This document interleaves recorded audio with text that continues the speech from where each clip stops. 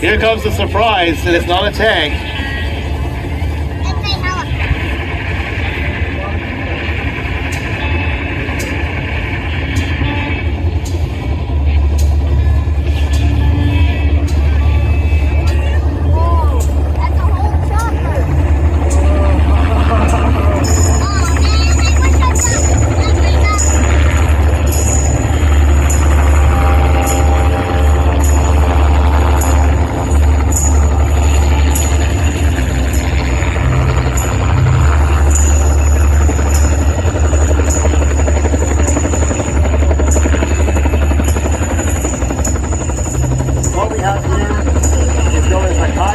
Vietnam-era helicopter owned by a local veteran here at the Oshawa Executive Airport. He restored this vehicle. The Kiowa they served in the Vietnam era, and it sort of sets the tone of what we imagine Vietnam to be like in popular culture. As you can hear from your speakers, the Vietnam War had such a great social impact that it penetrates music of the era, film of the era. Let's go wave to Manfred in his helicopter.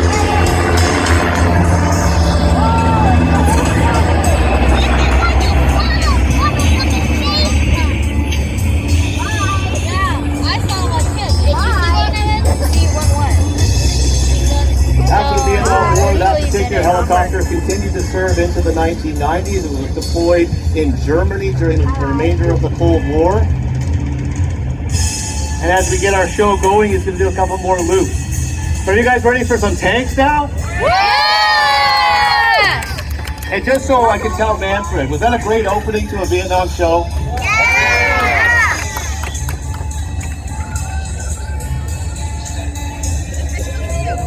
Marshall, roll out the tanks.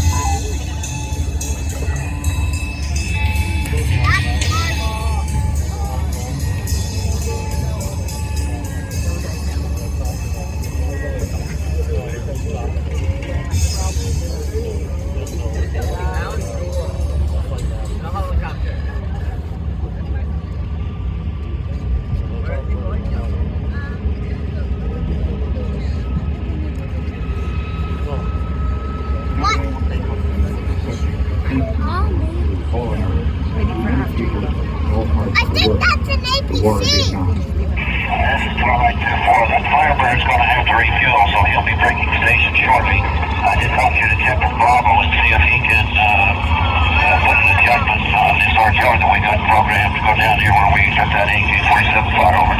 Requesting one round elimination ASAP. Roger, stand one round elimination. Stand by. Centering Kilo Partners is contact on this one. You need to provide any further hazards. Centering, Roger. They've got movement out there and I figure it's going to break into contact. DT time. Appreciate it. You can shoot it now. Roger.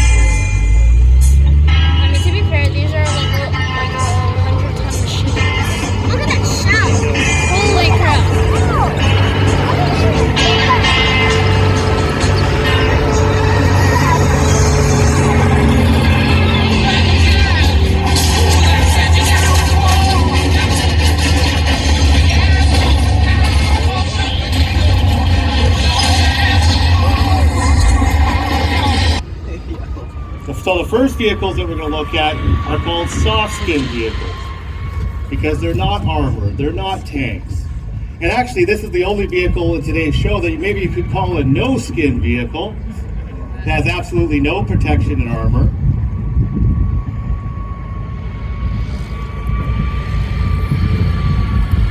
That's awfully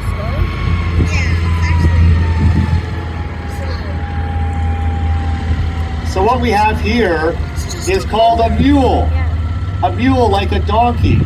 It's actually a small American military vehicle that was utilized for moving ammunition, extracting casualties, moving food around the battlefield.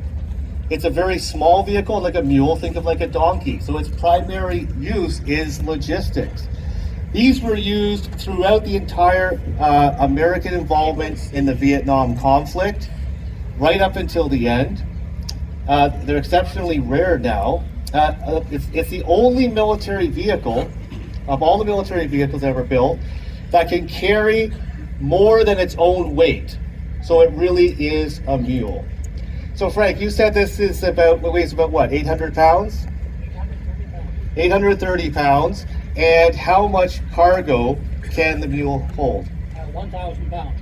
So 1,000 pounds. It can carry much more than its own weight.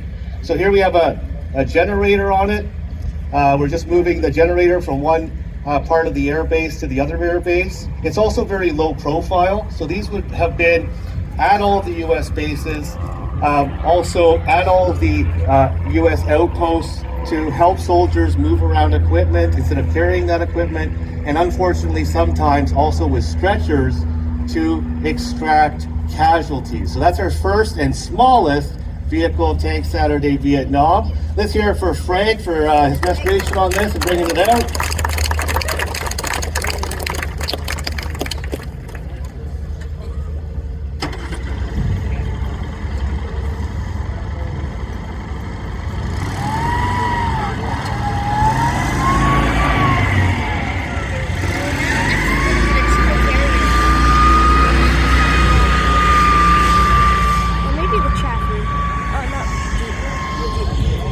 We're going to go from smallest to largest.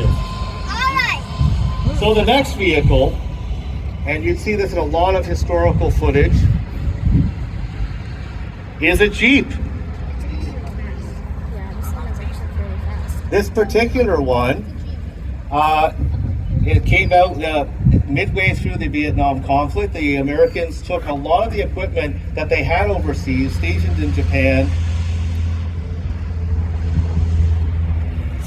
and used in Korea for the Vietnam conflict, but they began a modernization of their forces during this time. So this is an M151 Mutt. So it is basically the last Jeep version before the Americans replaced them with the Humvees. The Humvees, there's one in the Military Vehicle Conservation Center you can go have a look at. You've seen Humvees all over the place in movies and television. But so this is the last small logistics and reconnaissance vehicle used by the Americans, the Mutt. And here we have a long time, over 20 years. We have John here, who's a volunteer. And even today, our volunteers work very hard to keep these things going. Just today, the Mutt was the only vehicle that was giving us some problems. And they had to do a complete oil filter change and everything on it so it can be in the show. So let's hear it for John and the Mutt.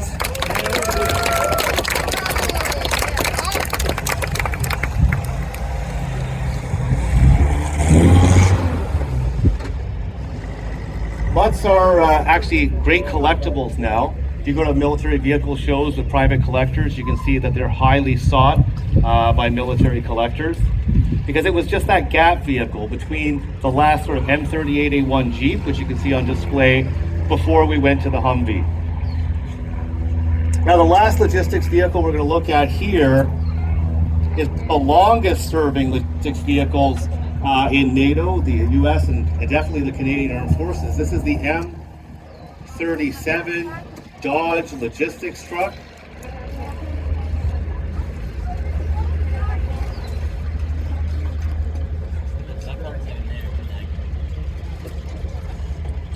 So when the Americans first got involved in the Vietnam conflict, they called it a bit of a police action. They were there actually to advise the South Vietnamese and give them some training support.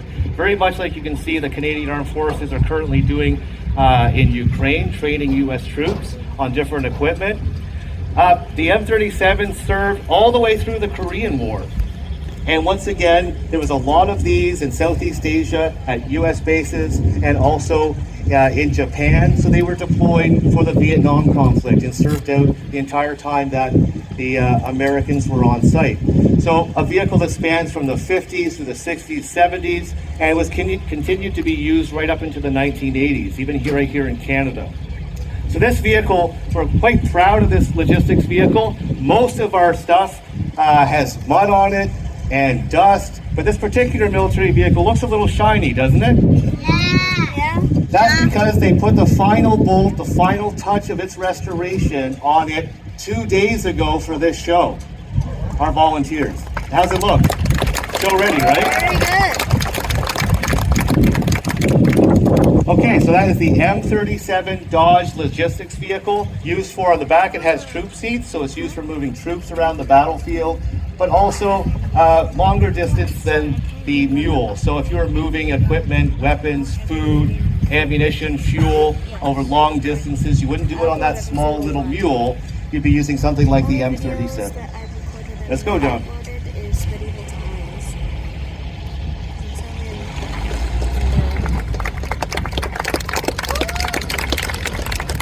All right, now we're going to have all the logistics vehicles together go around one more time for you so you can have a look. Now that you know what they are.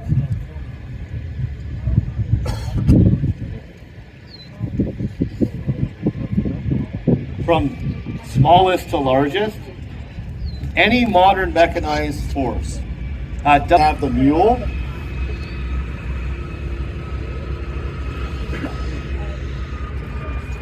followed by the last American military Jeep, the M151 Mutt of the Vietnam era.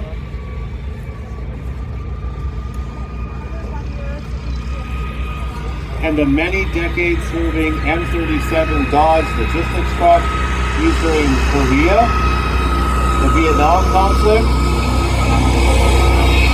and well into the 1970s and 1980s in NATO forces. Two that exists in Canada. It is a wheeled vehicle, but it's an armored vehicle as well. This is the V100 Commando APC, or Armored Personnel Carrier.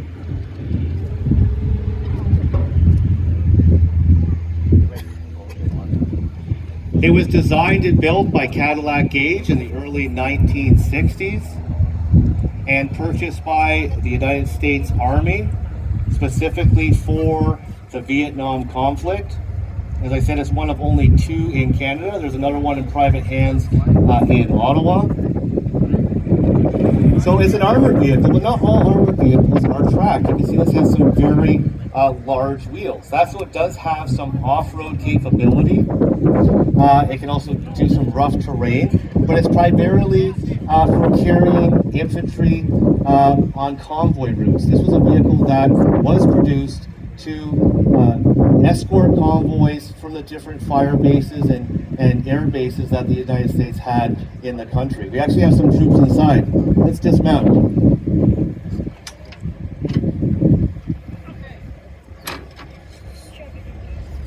How many does it carry? So it has a crew of 2, but it has seats inside for another 4. But basically, like a Volkswagen Beetle, you'd get as many into it as you could fit. So here you can see we have an American trooper. He's showing off his prisoner, Viet Cong prisoner. And along the convoy route, they were in an ambush position for the Americans. And so you can see the dress and clothing that the Viet Cong has here. Basically, the famous black jumpsuit that we've all seen in many movies, video games, etc.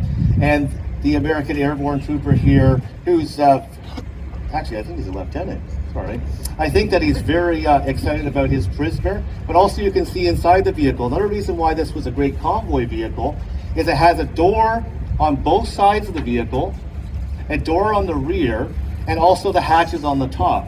So if you were in a convoy position or in an urban environment, if your vehicle was ambushed and stopped, you had egress from the vehicle in any direction. So you were never trapped inside the vehicle. And for that reason, the V100 is still used by military and security forces around the world today. So this is a 1963 vehicle, still used. I know that Jamaica uses it for internal security and a couple other South American countries because it's such a useful vehicle. You guys can mount back up, take that prisoner away. Let's hear it for the reenactors here, guys, who came out with their authentic kit. As Al said, to bring history to life so you can understand how these vehicles were used. I'm going to take him back to base for interrogation.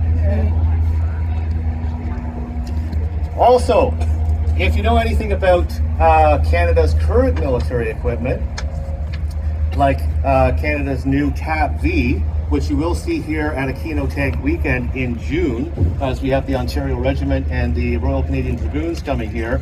This is the grandfather of Canada's new TAP V. If you look at the angle of the vehicle, the design, so Canada's new vehicle that was just purchased in 2017 is the grandson of the V100 Commando. Once again, looking about convoy duty, you can see that the troops that are inside the vehicle, they do have some vision ports so they can see what's going on around, outside the vehicle, and also pistol ports. So they can actually fire from the interior of the vehicle behind the safety of this armor. Now the armor is not very thick, it's meant mostly for small arms. So it protects those inside from firearms, shrapnel explosions from artillery and mines, etc. So let's hear it for the crew of the V100, Commando.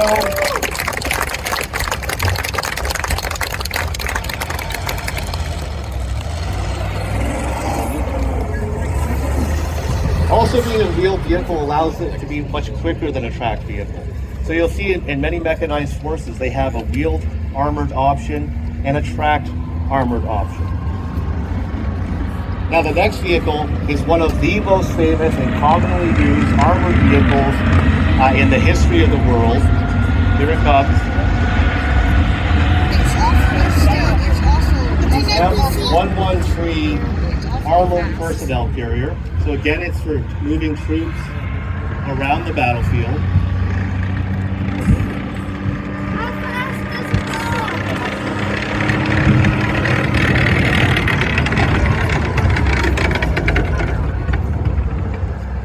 But this vehicle is fully armored, much thicker armor than the V100 because that's a convoy vehicle. This one actually goes into the battlefield. This goes along with the tanks and the helicopters right on the pointy end of the conflict.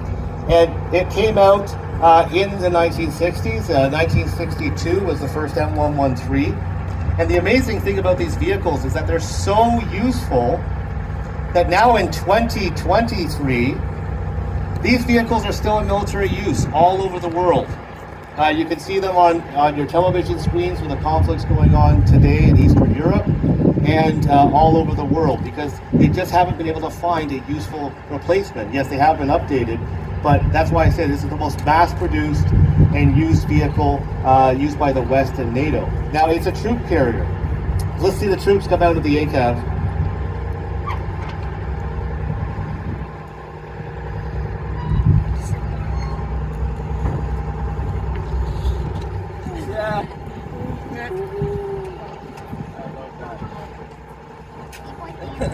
So you see how the armored personnel carrier 113, how it actually had that ramp. When it goes by you again, you'll see that it does have an armored door, but it has a ramp very much for quick deployment or egress of troops. So being up on the front and being in a battlefield position, it could quickly deploy infantry into the field and could also quickly extract infantry and or casualties, giving some protection to its crew and to those infantry. Another incredible thing about the M113 is it's amphibious, which made it perfect for Southeast Asia and conflicts in that region. The front wood here, it's actually a bow plane.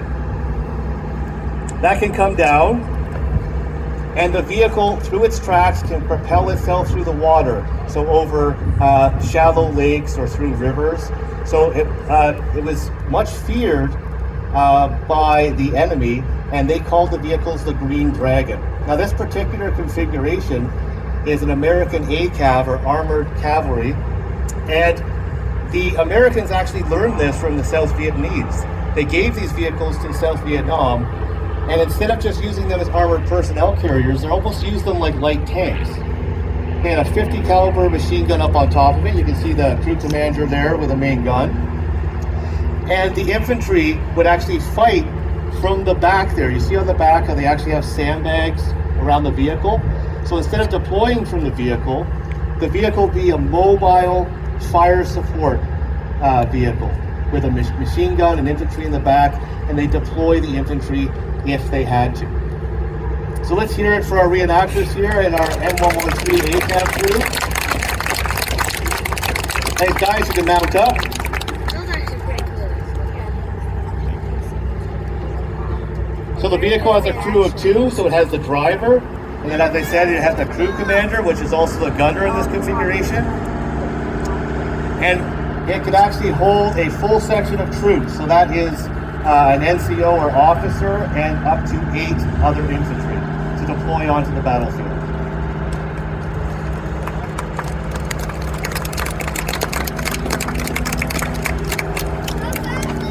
Got the ramp going up.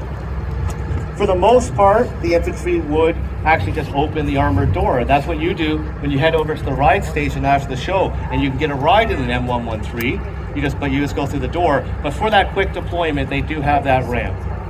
All right, guys.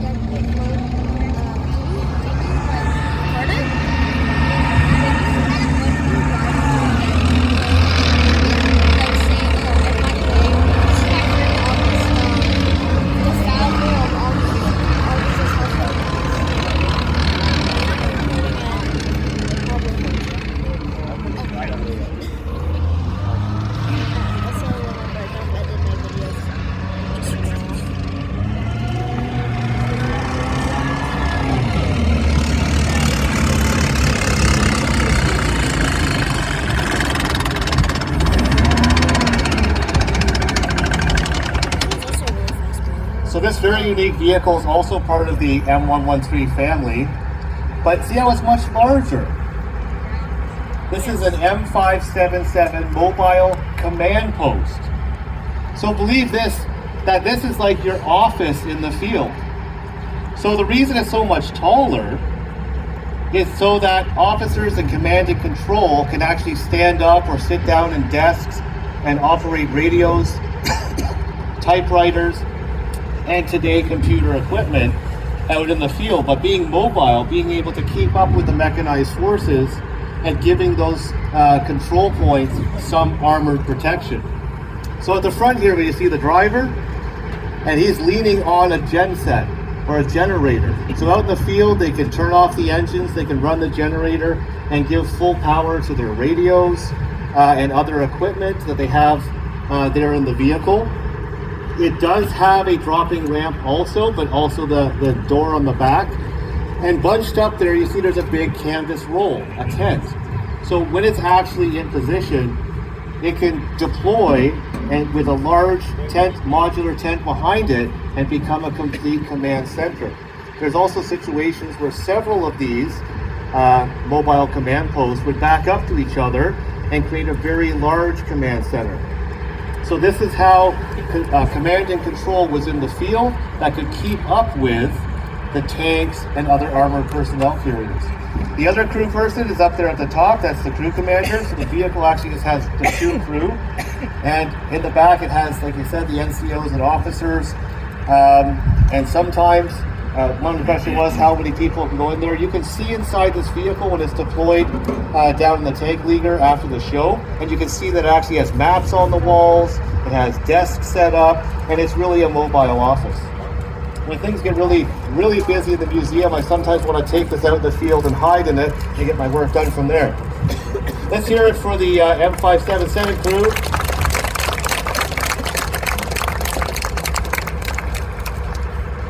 You're really going to want to have a look in the back of this one when you head down after the show and have a look at these vehicles.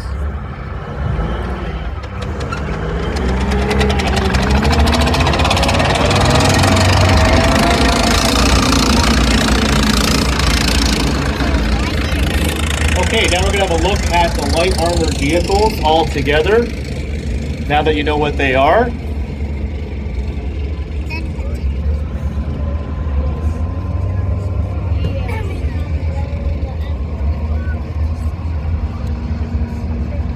We have the Cadillac Gauge V100 Commando,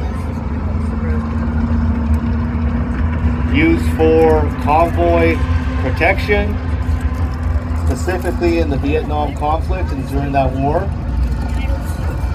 Fast, agile, carry several troops, but with light armor protection.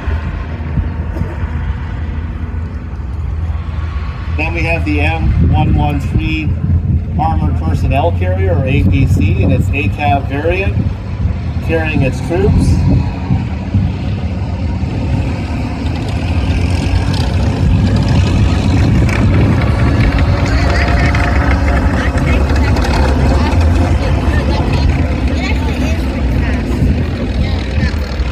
And the M577 Mobile Command Post. You might also wonder, why is there a Canadian flag on this one?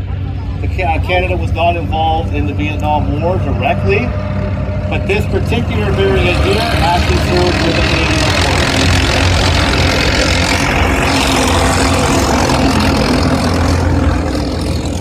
Force. First one.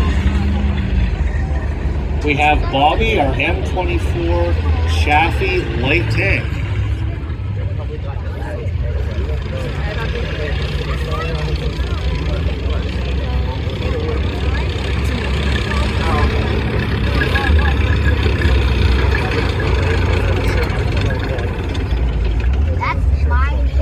So interesting thing about the Chaffee, it's actually a Second World War light tank, but it came out at the very end of the conflict. It didn't actually hit the battlefields of Europe or the Pacific until late in 1944. So it's a vast improvement upon the light tanks of the American light tanks of the Second World War. And because it came out at the end of the war, it saw service for decades and decades after, right up into the 1980s, believe it or not. Why we're starting out here with the Second World War tank with the French flag is we have to remember, as I said in the opening, that the Vietnam War was not just a conflict for America, Australia, and those allies against North Vietnam. It was a conflict that had its roots well before the Second World War and French colonialism in the area. So after 1945 and 1946, the French really wanted to regain control of Indochina, Vietnam, and those countries, and they deployed huge forces and resources there. But at that time, the Vietnamese, after being occupied by the French before the war, the Japanese during the war, they were done with colonialism and being occupied. And that's what really started the conflict between the West and that country that then got embroiled into the terrible pull and tug of the Cold War. So the French purchased over 2,000 of these American Chaffee tanks, and many hundreds of them were sent to Indochina from 1946. And the French were using these to try to regain control of Vietnam. There's a famous episode at Dien Bien Phu where they actually, because they're so light, they took apart the tanks. They took out the tracks, they took off the turrets, and they flew them into air bases to support so that the French would have tanks and that kind of fire control in those bases. After the French decided to leave Vietnam, they were then given to the South Vietnamese Army. So the South Vietnamese Army actually had American tanks starting with the M24 Chaffee, and they continued to serve right up until the end of the war. By the 1970s, they were actually buried hull deep in the ground around air bases and were used for static defense and gun positions. So the longest serving tank, actual tank of the Vietnam conflict is the M24 Chaffee. So you can see it has its main weapon, coaxial machine gun, and up top has an additional 50 caliber machine gun. It has a driver, like a regular tank. On the other side, it has a hatch where there's a co-driver. And then has a crew commander, a loader, and a gunner. So it has a full 5-person tank crew as any Second World War tank. And saw much service for decades and decades after 1944. So we're representing here the French in this conflict. Let's hear it for our crew here of the M24 Chaffee, our first American light tank of the show. Thanks, guys.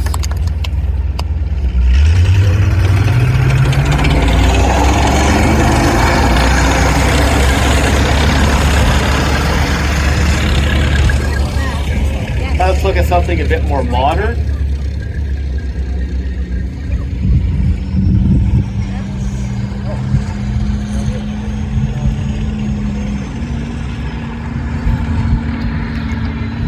The Sheridan light tank. So there is a light tank, and very visibly you can see it, made in the Second World War. But the Americans, obviously that they were giving it to their allies, they sold it to the French, they gave it to the South Vietnamese, but they had to rush to production a new American light tank specifically developed for the conditions of this conflict in Southeast Asia.